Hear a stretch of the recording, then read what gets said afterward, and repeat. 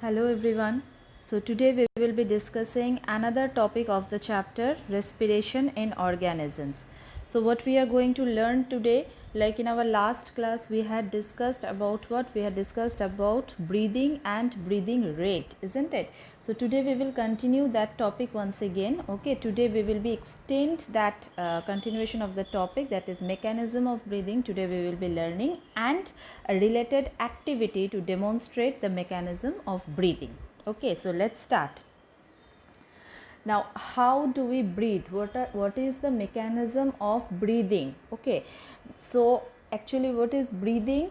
Breathing means what? Breathing means it is a process by which air rich in oxygen is taken inside the body of an organism and air rich in carbon dioxide is expelled out from the body. And we all know that breathing, it includes what? It includes two process, that is number one inhalation, okay, and number two exhalation. Okay, now in my last class already I had said that inhalation, the other term for inhalation is inspiration and other term for exhalation is what? Expiration. Okay, inspiration and expiration, please don't get confused between inspiration and inhalation, both are same.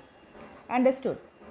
Now we all know that the main breathing organ, okay, the main breathing organ, okay, of our body is what? It is lungs. Okay, the process of breathing, it takes place in our lungs. So now many students, they get confused, like if the question comes that where does the process of respiration take place, many of you write lungs. That is what? That is wrong. Respiration, it takes place in the cells of our body. Okay, now we all know that respiration has got two parts. Number one is breathing, number two is what? Breaking down of food particles to form what? To form energy. Now number two process, breaking down of food particles to form energy, that process, it take place inside the cells. Okay, and breathing, number one process, it take place in our lungs, right?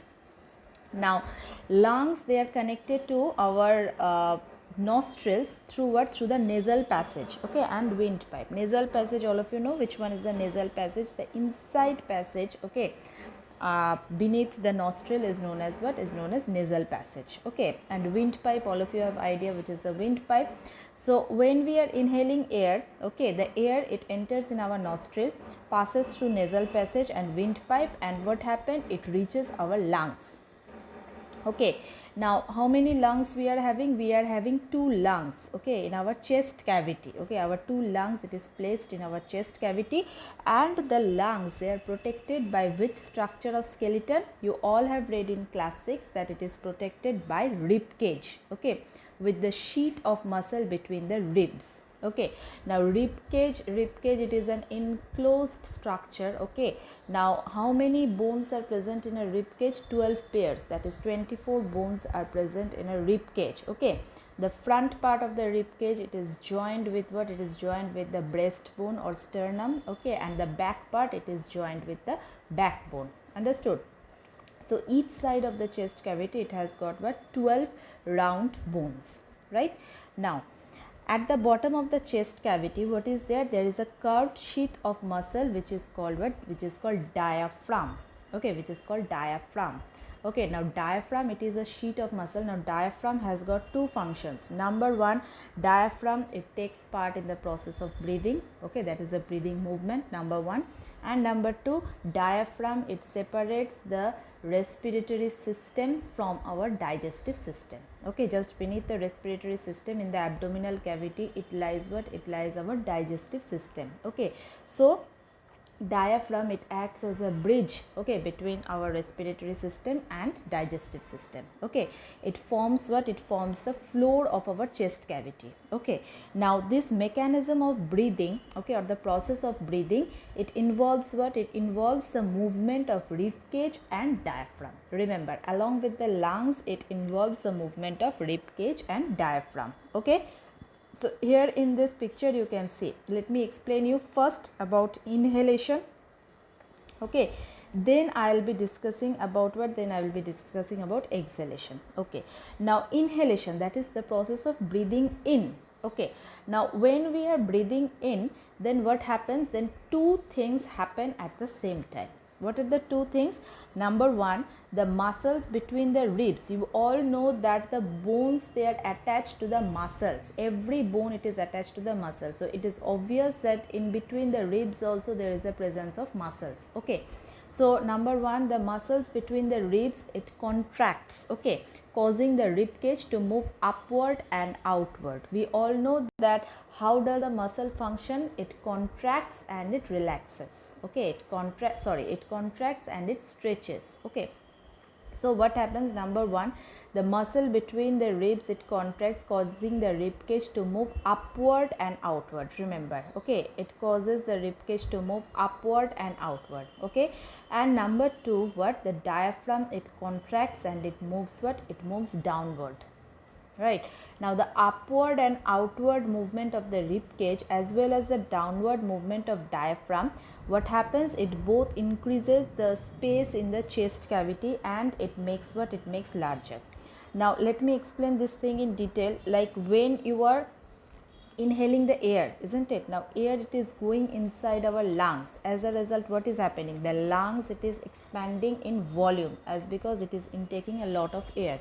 So as it is expanding in volume, so obviously what will happen? The rib cage, what will happen? It will move upward and outward, isn't it? In order to give free space to the lungs to expand, isn't it?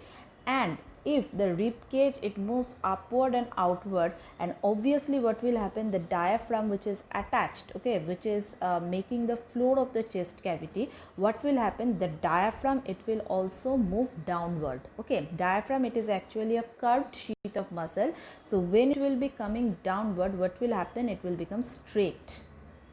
Okay, as because it will give what? It will provide space for the air, okay, inside the lungs. Right. So as the chest cavity becomes larger, air, it is sucked in from outside to the lungs. Okay, the lungs, it gets filled up with air and thus it expands. And as because the lungs, it expands, so what happens? The rib cage, it moves upward and outward. Okay, and the diaphragm, it comes what? It comes downward. Okay. Now just the opposite thing happens in case of breathing out or the process of exhalation. Okay, now when we are breathing out, okay, then also two things happen at the same time. What are the two things? Number one, what? Number one, the muscles between the ribs, okay, it relaxes, okay, causing the rib cage to move downward. As because now you are what? You are throwing out the air, you are expelling out the air. So obviously what will happen? The lungs, it will contract, isn't it? Now when the lungs will contract, then what will happen? The ribs, they will also relax and it will what? It will come downward and inward, right? And what happens? The diaphragm, it relaxes and what happens? It moves outward. Okay, it moves upward. Now the downward and inward movement of rib cage as well as the upward movement of diaphragm both decrease the space in our chest cavity and it makes what? It makes smaller. Okay, diaphragm, it will come again into its original position. Okay, that means again it will become what? It will become semicircle. Okay, now as the chest cavity, it becomes what? It becomes smaller. So air, it is what? It is pushed out from the lungs. The lungs, again it will come into its original form and shape. Okay, now this process of breathing in of air and breathing out, that is the process of inhalation and exhalation, as I said, that it goes continuously all day and all night. Okay, and you can easily feel this breathing movement in our body. How come? You just place your hand in the middle of your chest, okay, and the other hand on the abdomen. Okay, one hand in your chest cavity and another in your abdomen.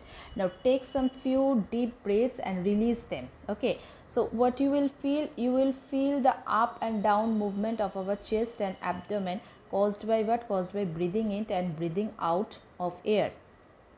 Okay, so this is how you can feel, right? Now the next thing that I'll explain is what? Activity to demonstrate the mechanism of breathing. Okay, the same thing we will be demonstrating through an activity. Okay, now what that activity shows, let me explain this with a diagram. Okay, now for this activity, either you can take a plastic bottle is very common, available to you, okay, Or like if it is done in the laboratory, okay, then a bell jar is taken. Bell jar, how a bell jar looks like? Bell jar means it is a glass jar, okay. The bottom part of that jar, okay, it is what? It is empty, okay. That means it is not sealed at all, okay. It looks like bell. I hope you all have seen the structure of a bell.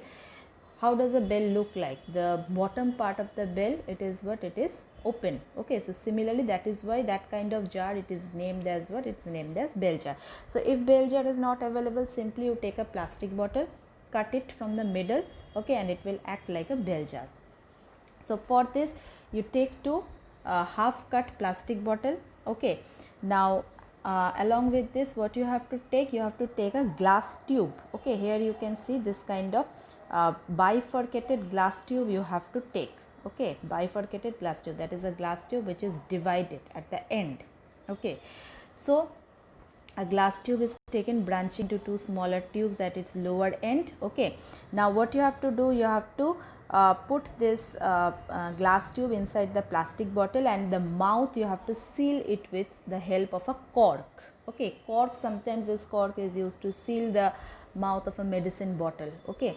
So similarly, you have to take a cork, okay, and you have to seal the topmost part, okay. Then what you have to do? Then you have to take two balloons, okay. Then you have to take two small balloons, and you have to tie the two small balloons at the end of that two tubes. I hope you can see in the diagram, okay. Take two balloons and tie the two balloons at the two end of the tube, okay. Then what you have to do? Then you take another balloon, okay. You take another balloon, you cut that balloon, okay.